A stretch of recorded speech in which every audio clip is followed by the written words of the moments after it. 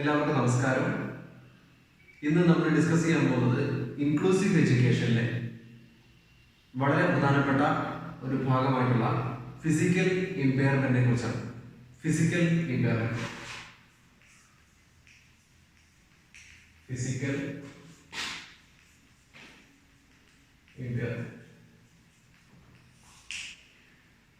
What is physical impairment? എന്താണ് physical impairment? It is the physical capacity to move, coordinate actions or perform physical activities is significantly limited, impaired or delayed, and it is exhibiting by difficulties in one or more of the following areas. That is, physical motor tasks, independent movement, performing basic life functions. ഒരു ഇൻഡിവിജ്വലിനെ move ചെയ്യാനോ അതേപോലെ തന്നെ actions coordinate ചെയ്യാനോ physical activities ചെയ്യാനോ ഉള്ള ആ ഒരു capacity limited ആണെങ്കിൽ അല്ലെങ്കിൽ ഡിലേഡ് ആണെങ്കിൽ അതോ അല്ലെങ്കിൽ ഇമ്പയർഡ് ആണെങ്കിൽ അതിന് പറയുന്നതാണ് ഫിസിക്കൽ ഇമ്പയർമെന്റ് എന്ന് പറയുന്നത്. ഇതിന്റെ എഫക്ട്സ് എന്ന് പറയുന്നത് അല്ലെങ്കിൽ ഇതിന്റെ പ്രോബ്ലംസ് എന്ന് പറയുന്നത് ഫിസിക്കൽ മോട്ടോർ ടാസ്കുകൾ, അതേപോലെ തന്നെ ഇൻഡിപെൻഡന്റ് ആയിട്ടുള്ള motion, performing basic life functions, അവരുടെ സ്വതന്ത്രമായിട്ടുള്ള ജീവിതത്തിലെ ചെറിയ കാര്യങ്ങൾ പോലും ചെയ്യാനുള്ള ഡിഫിക്കൽട്ടീസ് ഈ ഫിസിക്കലി ഇമ്പയർഡ് ആയിട്ടുള്ള ആൾക്കാർ നേരിടുന്നുണ്ട്, പ്രത്യേകിച്ച് കുട്ടികൾ നേരിടുന്നുണ്ട്. അപ്പോൾ അതിനെയൊക്കെ മനസ്സിലാക്കി മാത്രമേ നമുക്ക് എല്ലാ കുട്ടികളെയും ഒരുപോലെ യുണീക്ക് ആയിട്ട് അവരെ ഐഡന്റിഫൈ ചെയ്യാൻ സാധിക്കുകയുള്ളൂ. അതുകൊണ്ട് തന്നെ ഈ ടോപ്പിക് എന്ന് പറയുന്നത് വളരെ റെലവന്റ് ആയിട്ടുള്ള ടോപ്പിക്കാണ്. What are the effects of physical impairment? എന്താണ് ഫിസിക്കൽ ഇമ്പയർമെന്റിന്റെ എഫക്ട്സ് എന്ന് നോക്കാം. ഒന്നാമത്തേതായിട്ട് പറയുന്നത് പുവർ മസിൽ കൺട്രോൾ ആണ്. അതായത് നമ്മുടെ മസിൽസ്, ശരീരത്തിലെ മസിൽസ് കോർഡിനേറ്റ് ചെയ്താൽ മാത്രമേ നമുക്ക് എല്ലാ ഫിസിക്കൽ ആക്ടിവിറ്റീസും ചെയ്യാൻ പറ്റുള്ളൂ. അതുകൊണ്ട് തന്നെ ഈ ഫിസിക്കൽ ഇമ്പയർ ആയിട്ടുള്ള ആൾക്കാർക്ക് ഒരിക്കലും അവരുടെ മസിൽസ് ശരിക്കും കൃത്യമായിട്ട് കൺട്രോൾ ചെയ്യാൻ സാധിക്കാറില്ല. അതുകൊണ്ട് തന്നെ ഇത് ഫിസിക്കൽ ഇമ്പയർമെന്റ് വലിയൊരു എഫക്റ്റ് ആണ് poor muscle control. Weakness and fatigue, അതായത് നമ്മുടെ ശരീരത്തിന്റെ വീക്ക്നെസ്സുകൾ, അതേപോലെ തന്നെ ഫാറ്റിഗ് മീൻസ് തളർച്ച അല്ലെങ്കിൽ ക്ഷീണം, അങ്ങനെയുള്ള കാര്യങ്ങൾ അവർക്ക് പല ഏരിയകളിലും ശരീരത്തിന്റെ പല ഏരിയകളും ഫിസിക്കൽ ആയിട്ടുള്ള ഒരു ആക്ടിവിറ്റി ചെയ്യാനുള്ള ഒരു ബുദ്ധിമുട്ട് അല്ലെങ്കിൽ തളർച്ച അനുഭവപ്പെടുന്നത് അത് ഈ ഫിസിക്കൽ ഇമ്പയർമെന്റിന്റെ ഒരു വലിയൊരു എഫക്റ്റ് ആയിട്ടാണ് പറയുന്നത്. ഡിഫിക്കൽട്ടി ഇൻ വാക്കിംഗ്, നമുക്കറിയാം ഒരു വ്യക്തി നടന്നു പോകുമ്പോൾ അയാൾക്ക് മുടങ്ങുന്നുണ്ടോ അല്ലെങ്കിൽ അയാളുടെ കാലിന് എന്തെങ്കിലും പ്രശ്നമുണ്ടോ എന്നുള്ള കാര്യം കൃത്യമായിട്ട് നമുക്ക് ഐഡന്റിഫൈ ചെയ്യും. ഓക്കെ, വളരെ പെട്ടെന്ന് തന്നെ നോട്ടീസ് ചെയ്യപ്പെടുന്ന ഒരു എഫക്റ്റ് ആണ് difficulty in walking. Actually physical ഇമ്പയർമെന്റിന്റെ ഒരു ക്ലാസിഫിക്കേഷൻ വരുന്നതാണ് ഈ വാക്കിംഗ് ഡിസബിലിറ്റി എന്ന് പറയുന്നത്. അത് ഈ ഫിസിക്കൽ ഇമ്പയർമെന്റിന്റെ ഒരു എഫക്റ്റ് തന്നെയാണ്. Visual, speech, hearing and sensory difficulties, കാണാനോ കേൾക്കാനോ അതുപോലെ തന്നെ ടച്ച് ചെയ്യാനോ സംസാരിക്കാനോ ഇങ്ങനെയുള്ള ഡിഫിക്കൽട്ടീസ് നേരിടുന്നുണ്ട്. അതും ഫിസിക്കൽ ഇമ്പയർമെന്റിന്റെ ഒരു എഫക്റ്റ് ആയിട്ടാണ് പറയുന്നത്. കാരണം നമുക്കറിയാം ഇതൊക്കെ നമ്മുടെ ഫിസിക്കൽ ആയിട്ടുള്ള കാര്യങ്ങളാണ്, എക്സ്റ്റേണൽ ആയിട്ടുള്ള കാര്യങ്ങളാണ്. റീച്ചിങ് തിങ്സ് ഡിഫിക്കൽട്ടീസ്, ഇപ്പൊ നമുക്കറിയാം നമ്മൾ ഒരു 10 പേർക്ക് ഒരു ടാസ്ക് ഒരേ സെയിം ടാസ്ക് കൊടുത്തു കഴിഞ്ഞാൽ 10 പേരും 10 രീതിയിലായിരിക്കും ചെയ്യുക. അതായത് എല്ലാവരും യുണീക്കാണ്. അതുകൊണ്ട് തന്നെ ഈ ഡിസേബിൾഡ് ആയിട്ടുള്ള ചിൽഡ്രൻ എന്ന് പറയുന്നത് അല്ലെങ്കിൽ ഡിസേബിൾഡ് ആയിട്ടുള്ള ഇൻഡിവിജ്വൽ എന്ന് പറയുന്നത് അവർക്ക് ഒരിക്കലും ഈ പല കാര്യങ്ങളും കംപ്ലീറ്റ് ആയിട്ട് അല്ലെങ്കിൽ കൃത്യമായിട്ട് സമയത്ത് കംപ്ലീറ്റ് ചെയ്യാൻ സാധിക്കാറില്ല, അല്ലെങ്കിൽ നന്നായിട്ട് ചെയ്യാൻ സാധിക്കാറില്ല. അതാണ് റീച്ചിങ് തിങ്സ് ഡിഫിക്കൽട്ടീസ് എന്ന് പറയുന്നത്. അടുത്തതായിട്ട് difficulty in doing complex or compound manipulations. Normal ആയിട്ടുള്ള ഒരാൾക്ക് തന്നെ കോംപ്ലക്സ് ആയിട്ടുള്ള ആക്ടിവിറ്റീസ് ആണ് ഇവിടെ നമ്മൾ ഉദ്ദേശിച്ചത്. അപ്പോൾ അങ്ങനെയുള്ള ആക്ടിവിറ്റീസ് അല്ലെങ്കിൽ മാനിപ്പുലേഷൻസ്, കോംപ്ലക്സ് ആയിട്ടുള്ള കോമ്പൗണ്ട് ആയിട്ടുള്ള ആക്ടിവിറ്റീസ് ഒരിക്കലും ഡിസേബിൾഡ് ആയിട്ടുള്ള അല്ലെങ്കിൽ ഫിസിക്കലി ഇമ്പയർഡ് ആയിട്ടുള്ള ഒരാൾക്ക് ചെയ്യാൻ പറ്റില്ല. അത് വളരെ പ്രധാനപ്പെട്ട ഒരു എഫക്റ്റ് ആണ്. ആസ് എ ടീച്ചർ നമുക്ക് എല്ലാ കുട്ടികളെയും നന്നായിട്ട് തന്നെ ട്രീറ്റ് ചെയ്യേണ്ട ആവശ്യമുണ്ട്. അതുകൊണ്ട് തന്നെ ഫിസിക്കൽ ഇമ്പയർഡ് ആയിട്ടുള്ള കുട്ടികളെ വളരെ പെട്ടെന്ന് നമുക്ക് ഐഡന്റിഫൈ ചെയ്യണം. ഇനി ഈ ഐഡന്റിഫിക്കേഷൻ എങ്ങനെയാണെന്നാണ് നമ്മൾ നോക്കാൻ പോകുന്നത്. How to identify physical impairment. It might be defined as a disabling condition or other health impairments that requires adaptation. The term requires adaptation നിങ്ങൾ ശ്രദ്ധിച്ചിട്ടുണ്ടാവും. അതായത് ഏതെങ്കിലും കുട്ടികൾക്ക് ഏതെങ്കിലും ഇൻഡിവിജ്വലിന് ഫിസിക്കൽ ആയിട്ടുള്ള ഒരു ഹെൽപ്പ് അല്ലെങ്കിൽ ഒരു അഡാപ്റ്റേഷൻ ആവശ്യമുണ്ടെങ്കിൽ അത് എന്തായിരിക്കണം, അത് ഫിസിക്കലി ഇമ്പയർഡ് ആയിട്ടുള്ള ഒരാളായിരിക്കും. അങ്ങനെയാണ് നമ്മൾ ഐഡന്റിഫൈ ചെയ്യുന്നത്. അടുത്തതായിട്ട് വേറൊരു ഫാക്ടർ ഉണ്ട്. രണ്ടാമത്തെ ഫാക്ടർ എന്ന് പറയുന്നത് physically impaired persons will use assistive aids. Physically impaired persons will use assistive AIDS.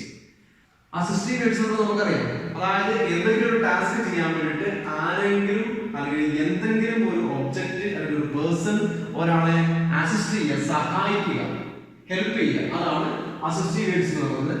അപ്പോൾ ഈ ഫിസിക്കൽ ഇമ്പയർഡ് ആയിട്ടുള്ള ആൾക്കാർ അവർക്ക് എന്തെങ്കിലും തരത്തില് ഉള്ള അസിസ്റ്റീവ് എയ്ഡ്സ് ഉണ്ടാവും.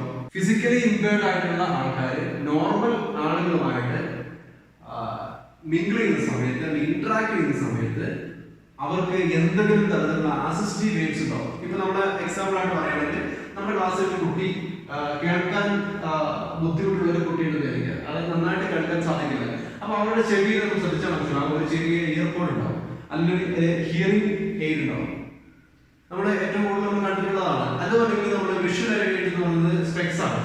ഇപ്പം കാഴ്ചയ്ക്ക് ബുദ്ധിമുട്ടുള്ള ആൾക്കാർ കണ്ണടകൾ ഉപയോഗിക്കാറുണ്ട്. അപ്പൊ അത് ഒരു വിഷ്വൽ എയ്ഡാണ്. അപ്പൊ ഇതൊക്കെ നമുക്ക് കുട്ടികളെ ഐഡന്റിഫൈ ചെയ്യാനുള്ള ഒരു മാർഗമാണ്.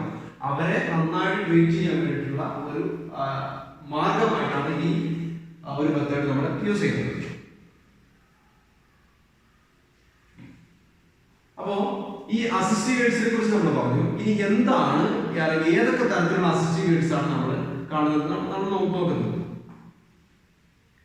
Assistive AIDS includes mobility AIDS, hearing and visual aids, cognitive aids, computer software and hardware, and other special devices. നമുക്ക് നോക്കാം വൺ ബൈ വൺ ആയിട്ട്. Mobility AIDS. മൊബിലിറ്റി എന്ന് പറയുന്നത് ഈസിനെസ് ടു മൂവ്, അതാണ് മൊബിലിറ്റി എന്ന് പറയുന്നത്. അപ്പോൾ ഈ മൊബിലിറ്റി എന്ന് പറയുന്നത് നമുക്കറിയാം ഫിസിക്കൽ ആക്ടിവിറ്റീസിൽ വളരെ പ്രധാനപ്പെട്ടതാണ്. അതായത് ഒരാൾ ഓടുന്ന സമയത്ത് അയാൾക്ക് അയാളുടെ കാലുകളും അയാളുടെ കൈകളും അയാളുടെ ശരീരം മുഴുവൻ മൊബൈലായിരിക്കണം. ഓക്കെ, ഏത് ഫിസിക്കൽ ആക്ടിവിറ്റി എടുത്താലും അവരുടെ മസിൽസ് അല്ലെങ്കിൽ അവരുടെ നെർവസ് സിസ്റ്റം ഇതൊക്കെ മൊബൈലായിരിക്കണം. അതൊക്കെ നന്നായിട്ട് മൂവ് ചെയ്യുന്ന രീതിയിലായിരിക്കണം. അപ്പോൾ ഈ മൊബിലിറ്റി ഇല്ലാത്തവർക്ക് വേണ്ടിയിട്ടുള്ള എയ്ഡാണ് മൊബിലിറ്റി എയ്ഡ്സ് എന്ന് പറയുന്നത്. നമുക്ക് നോക്കാം. മൊബിലിറ്റി എയ്ഡ്സിൽ ഒന്നാമത്തെ നമ്മൾ കാണാൻ പോകുന്നത് വീൽ ചെയർസ് ആണ്. വീൽ ചെയർസ് നമുക്ക് വളരെ ഫെമിലിയർ ആണ്. നടക്കാതെ കാലുപോലെ നിലത്ത് കുത്താൻ സാധിക്കാത്ത ആൾക്കാർക്ക് വേണ്ടിയിട്ട് ഡെവലപ്പ് ചെയ്ത ഒരു യന്ത്രമാണ് ശരിക്കും പറഞ്ഞാൽ ഈ വീൽ ചെയർസ്, ചക്ര കസേര എന്ന് പറയുന്നത്. അങ്ങനെയുള്ള ആൾക്കാർക്ക് വേണ്ടിയിട്ട് നമ്മൾ ഈ വീൽ ചെയർസ് ഉപയോഗിക്കും. അടുത്തായിട്ട് നമ്മൾ കാണുന്നത് വാക്കേഴ്സ് ആണ്. വാക്കേഴ്സ് യൂസ് ചെയ്യുന്നത് ഇതുപോലെ തന്നെ നടക്കാൻ ബുദ്ധിമുട്ടുള്ള ആൾക്കാർക്ക് പരസഹായം കൂടാതെ തന്നെ നടക്കാൻ വേണ്ടിയിട്ട് ഉപയോഗിക്കുന്ന ഒരു ചെറിയൊരു ഡിവൈസ് ആണ്. അടുത്തത് ക്രച്ചസ് ആണ്. ക്രച്ചസ് ഇതുപോലെ തന്നെ പരസഹായം കൂടാതെ കൈകളിൽ ബലം ഉപയോഗിച്ച് നടക്കാൻ വേണ്ടിയിട്ടുള്ള ഒരു യന്ത്രമാണ് ശരിക്കും പറഞ്ഞാൽ ക്രച്ചസ് എന്ന് പറയുന്നത്. ഇതൊക്കെ മൊബിലിറ്റി എയ്ഡ്സ് ആണ്. അതായത് ഒരാളുടെ മൊബിലിറ്റി, ഫിസിക്കൽ ആയിട്ടുള്ള മൂവ്മെന്റിനെ എൻഹാൻസ് ചെയ്യുന്ന, മസിൽസിനെ എൻഹാൻസ് ചെയ്യുന്ന ഒരു സെറ്റ് എയ്ഡ്സ് ആണ്.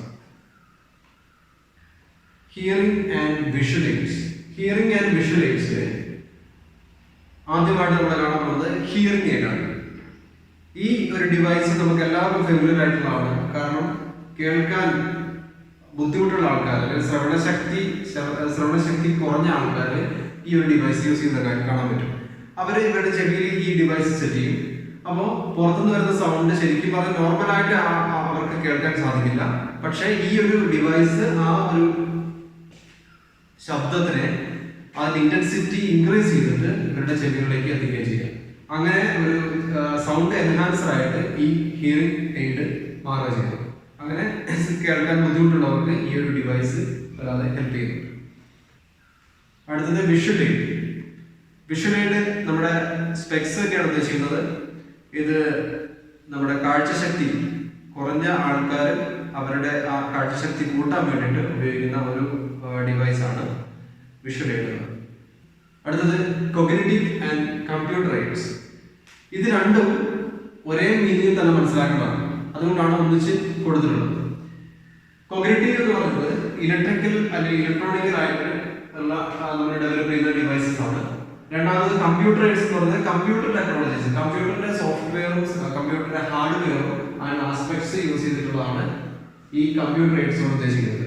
അങ്ങനെ വരുന്ന കുറച്ച് ഡിവൈസുകൾ നമുക്ക് നോക്കാം. ഒന്നാമത് ബ്രെയിൻലി കീബോർഡ്. ബ്രെയിൻലി കീബോർഡ് നമ്മൾ കണ്ടിട്ടുണ്ടോ എനിക്ക് അറിയില്ല. സാധാരണ കീബോർഡ് നമ്മൾ കണ്ടിട്ടുണ്ട്. അപ്പൊ ഈ സാധാരണ കീബോർഡ് ഒരിക്കലും വിഷ്വലി ഇമ്പയർഡ് ആയിട്ടുള്ള ഒരാൾക്ക് യൂസ് ചെയ്യാൻ പറ്റില്ല. അപ്പൊ അവർക്ക് ഉപയോഗിക്കാൻ വേണ്ടിയിട്ട് പ്രത്യേകമായിട്ട് ഡെവലപ്പ് ചെയ്തിരിക്കുന്ന ഒരു കീബോർഡാണ് ബ്രെയിൻലി കീബോർഡ്. ബ്രെയിൻലി ലിപി അവർ യൂസ് ചെയ്യാറുണ്ട്. ഈ ബ്രെയിൻലി ലിപിക്ക് കറസ്പോണ്ടിങ് ആയിട്ട് അവർക്ക് ഒരു ബ്രെയിൻലി കീബോർഡ് കൂടെ ഡെവലപ്പ് ചെയ്തിട്ടുണ്ട്. കമ്പ്യൂട്ടർ യൂസിങ്ങിന് വേണ്ടിയിട്ട് അവർ ഡെവലപ്പ് ചെയ്തിരിക്കുന്ന ഒരു ഡിവൈസ് ആണ് ബ്രെയിൻലി കീബോർഡ്. ബ്രെയിൻലി കീബോർഡിൽ സാധാരണ കീബോർഡിന്റെ കമാൻഡ്സ് തന്നെ അവരുടെ ഭാഷയിലേക്ക്, അതായത് ബ്രെയിൻലി ലിപിയിലേക്ക് കൺവേർട്ട് ചെയ്തിട്ടാണ് അവർ ഉപയോഗിക്കുന്നത്.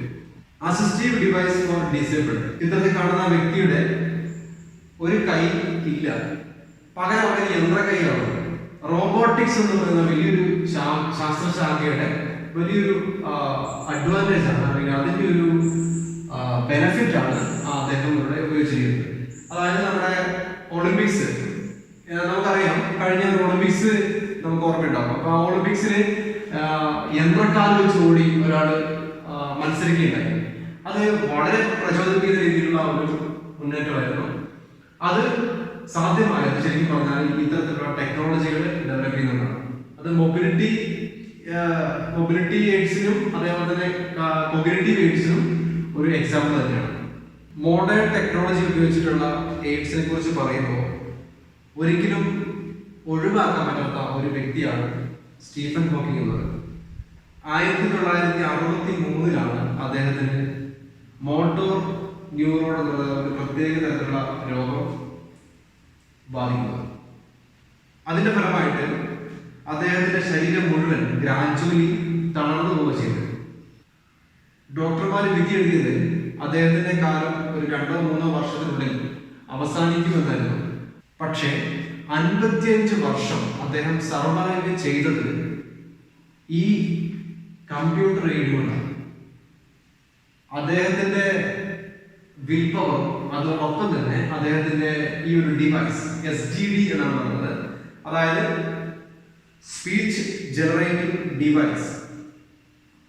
അതും സ്പീച്ച് ജനറേറ്റിംഗ് ഡിവൈസ് ഇന്ന് ഓൾമോസ്റ്റ് പലതരത്തിലുള്ള ആൾക്കാർ ഉപയോഗിക്കാറുണ്ട്.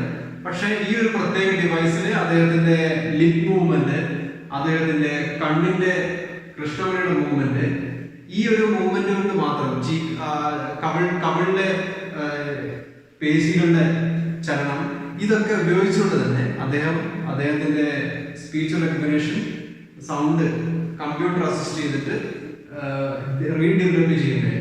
അപ്പൊ അങ്ങനെയാണ് അദ്ദേഹം 55 വർഷം സർവൈവ് ചെയ്തതും അദ്ദേഹത്തിന്റെ വളരെ പ്രധാനപ്പെട്ട കണ്ടുപിടുത്തങ്ങളൊക്കെ നടത്തിയത്. അപ്പം ഇത് ശരിക്കും ഒരിക്കലും മോഡേൺ ടെക്നോളജി ഇല്ലെങ്കിൽ സാധിക്കില്ല. ഇത് നമ്മൾ ഡിസ്കസ് ചെയ്യാൻ പോകുന്നത് nature and causes of physical impairment ആണ്.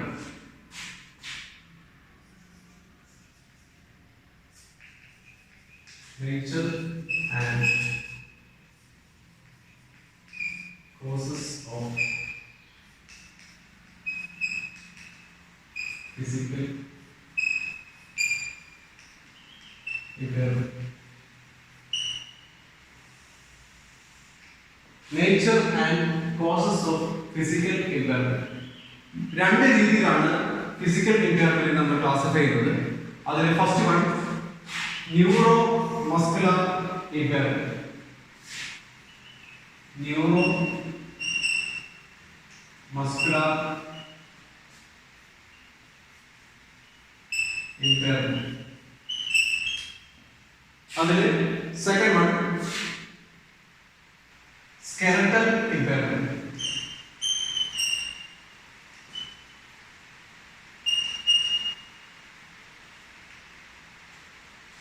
Neuromuscular impairment, skeletal muscular impairment.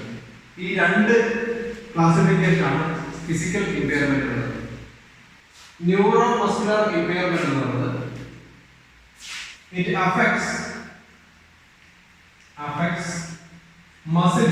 muscular muscles and nervous system. It affects muscles and nervous system. Nervous system. Second classification is skeletal impairment ആണ്. Skeletal impairment എന്ന് പറയുന്നത് joint movement limitations. Joint movement limitations ആണ്. Joint movement limitations.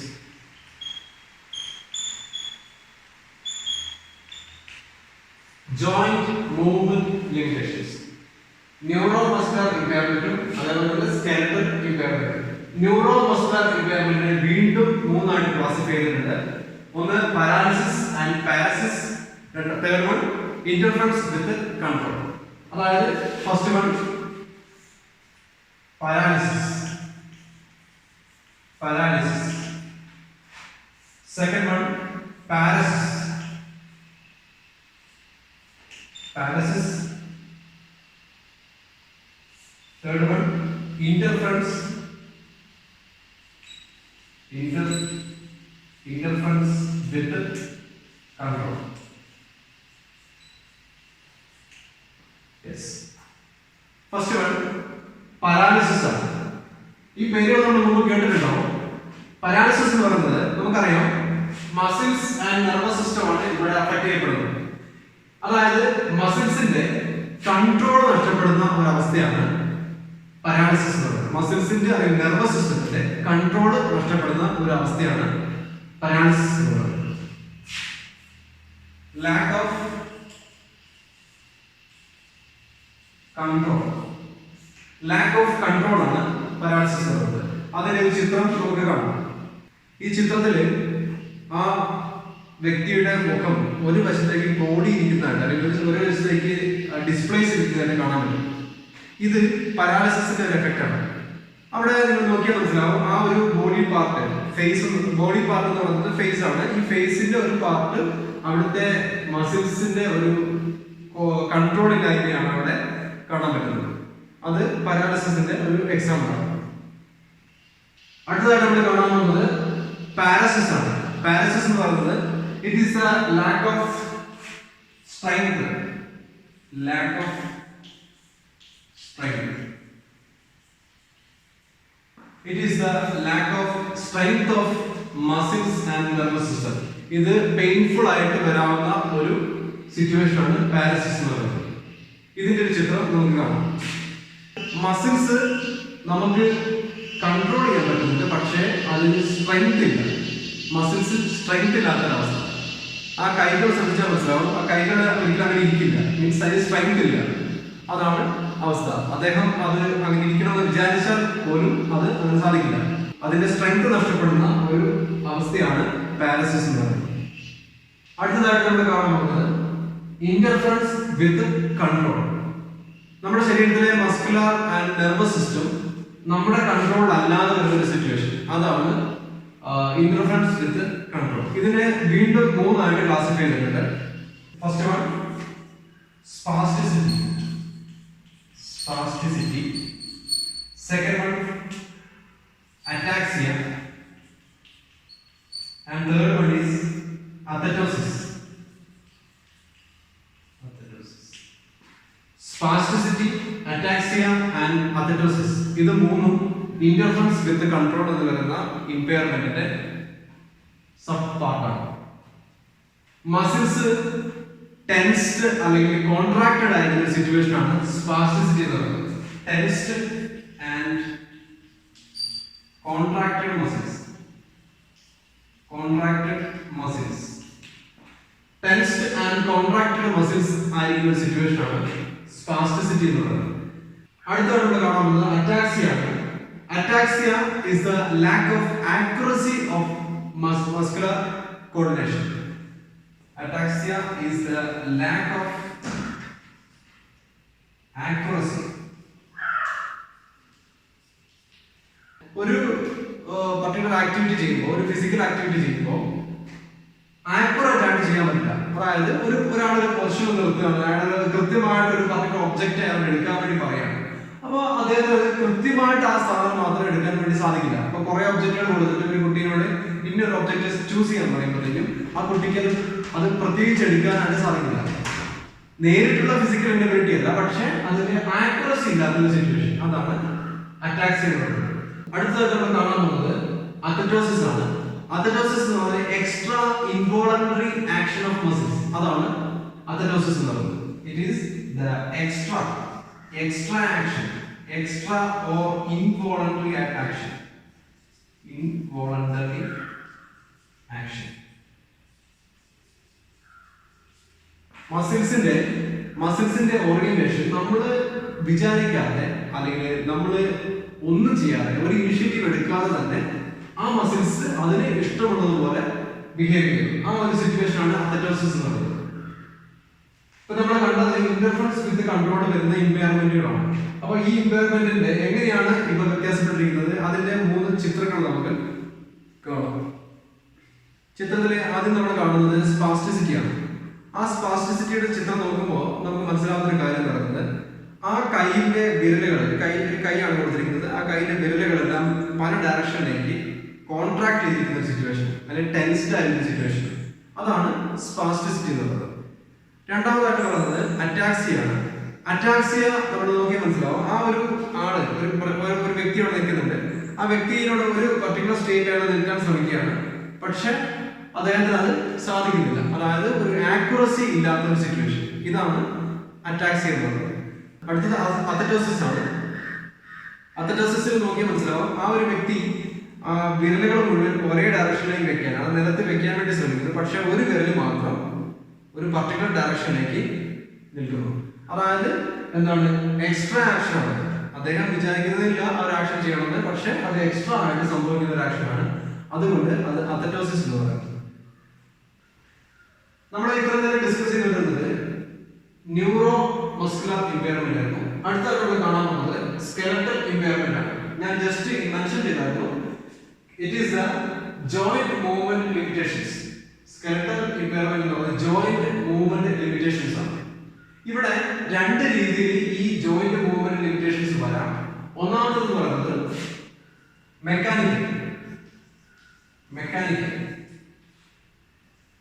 Mechanical or with pain.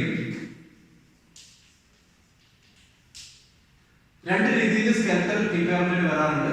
ഒന്ന് mechanical ആയിട്ട് വരാം, രണ്ടാമത് pain ആയിട്ട് വരാം. രണ്ടിന്റെ കോർഡിനേഷൻ കൂടെ വരാം. അപ്പോ ഇതിൽ മെക്കാനിക്കൽ എന്ന് പറയുന്നത്, ഇപ്പോ നമുക്ക് ജോയിന്റുകളാണ് പ്രശ്നം വരുന്നത്. ജോയിന്റുകൾ അതായത് കൈമുട്ട്, കാൽമുട്ട്, അതേപോലെ ഈ ജോയിന്റുകൾ, വിരലിന്റെ ഈ ഭാഗങ്ങളൊക്കെ, അതൊക്കെ ജോയിന്റുകളാണ്. ഈ ജോയിന്റുകളിൽ വരുന്ന പ്രശ്നമാണ് സ്കെലറ്റൽ ഇമ്പയർമെന്റ് വരുന്നത്. ഈ മെക്കാനിക്കൽ എന്ന് പറഞ്ഞാൽ, മെക്കാനിക്കൽ ഇമ്പയർമെന്റ് വരുന്നത് അവിടെ പെയിൻ ഉണ്ടാവില്ല, പക്ഷെ അതൊരു അൺസ്റ്റേബിൾ ആയിട്ടുള്ള അവസ്ഥയിലേക്ക് ഉണ്ടാകും ജോയിന്റ്. രണ്ടാമത്തത് വിത്ത് പെയിൻ, മെക്കാനിക്കലിന്റെ കൂടെ തന്നെ വേദന ഉണ്ടാവും, അത് വല്ലാത്ത അവസ്ഥയായിരിക്കും, അതാണ് സ്കെലറ്റൽ ഇമ്പയർമെന്റ്. ഇങ്ങനെയാണ് ക്ലാസിഫിക്കേഷൻ. സ്കെലറ്റൽ ഇമ്പയർമെന്റ് ഒരു ഉദാഹരണം നമുക്ക് കാണാം. ഇവിടെ ചിത്രത്തില് ആ വ്യക്തിയുടെ കൈ ഇടത് കൈ ഇരിക്കുന്നത് പോലുള്ള സ്റ്റേറ്റിലേക്ക് കൊണ്ടുവരാൻ ശ്രമിക്കുകയാണ്, പക്ഷേ അവിടെ ജോയിന്റിന്റെ ഫിഗർ റൈറ്റ് സൈഡിൽ കൊടുത്തിട്ടുണ്ട്. ആ ജോയിന്റിലുള്ള ഒരു പ്രോബ്ലം ഉള്ളത് കാരണം, അതായത് സ്കെലറ്റൽ ഇമ്പയർമെന്റ് ഉള്ളത് കാരണം ആ കൈ ശരിക്കും യഥാസ്ഥാനത്തേക്ക് എത്തിക്കാൻ സാധിക്കാതെ വരുന്നത്. ഇതാണ് സ്കെലറ്റൽ ഇമ്പയർമെന്റ്. ഇപ്പൊ നമ്മൾ കണ്ടത് nature and process of physical impairment ആണ്. അത് ഇമ്പയർമെന്റിനെ 2 ആയിട്ട് ഡിവൈഡ് ചെയ്തിട്ടുണ്ട്. Neuro muscular impairment, skeletal impairment. ഇത് മസ്കുലർ നെർവസ് സിസ്റ്റത്തിനായിട്ട് അഫക്ട് ചെയ്യുന്നു, അതിന്റെ ക്ലാസിഫിക്കേഷൻസ്. അതേപോലെ തന്നെ ഇത് സ്കെലറ്റൽ ഇമ്പയർമെന്റ് എന്ന് പറയുന്നത് ജോയിന്റ് മൂവ്മെന്റിനെ അഫക്ട് ചെയ്യുന്നു. അത് 2 രീതിയിൽ വരാറുണ്ട്. ഇത്രയാണ് പറഞ്ഞത്. നമ്മൾ ഡിസ്കസ് ചെയ്തുകൊണ്ടിരുന്നത് ഫിസിക്കൽ ഇമ്പയർമെന്റിനെ കുറിച്ചാണ്. ഇത് ശരിക്കും പറഞ്ഞാൽ നമ്മളൊക്കെ ടീച്ചേഴ്സ് ആവാൻ പോകുന്നവരാണ്. അതുകൊണ്ട് തന്നെ എന്താണ് ഈ ഫിസിക്കൽ ഇമ്പയർഡ് ആയിട്ടുള്ള കുട്ടികളിൽ നമ്മുടെ റോള്, അല്ലെങ്കിൽ ഇങ്ങനത്തെ കുട്ടികൾ വരുന്ന ക്ലാസ് മുറികളിൽ നമ്മുടെ റോള് എന്താണെന്നാണ് നമ്മൾ നോക്കാൻ പോകുന്നത്. വാട്ട് ഈസ് അവർ role? The characteristics of students with physical or health disabilities are unique to the individuals. അതാണ് പറയുന്നത്, യുണീക്ക് ആണ്. കുട്ടികൾ പ്രത്യേകിച്ച് ഡിസബിലിറ്റിയുടെ കാര്യത്തിൽ യുണീക്ക് ആണ്. ഒരേ പ്രോബ്ലം ഉള്ള കുട്ടികൾ, ഒരേ ഡിസബിലിറ്റി ഉള്ള കുട്ടികൾ പല രീതിയിലായിരിക്കും ബിഹേവ് ചെയ്യുക. അപ്പോൾ അവരെ വളരെ സ്പെസിഫിക് ആയിട്ട് തന്നെ ട്രീറ്റ് ചെയ്യണം. ഇപ്പോൾ സ്പെഷ്യൽ സ്കൂളുകളിലൊന്നും പോകാത്ത കുട്ടികളും നമ്മുടെ സാധാ സ്കൂളിലേക്കാണ് വരാറുള്ളത്. അപ്പോൾ അവർ വരുന്ന സമയത്ത് അവരെ യുണീക്കായിട്ട് തന്നെ നമ്മൾ ട്രീറ്റ് ചെയ്യണം എന്നാണ് പറയുന്നത്. അവിടെയാണ് ഒരു ടീച്ചറുടെ ഡ്യൂട്ടി കിടക്കുന്നത്. We must treat them individually and give more care on them. നമ്മൾ അവരെ എല്ലാം ഇൻഡിവിജ്വലായിട്ട് ട്രീറ്റ് ചെയ്യണം and we give more care on them.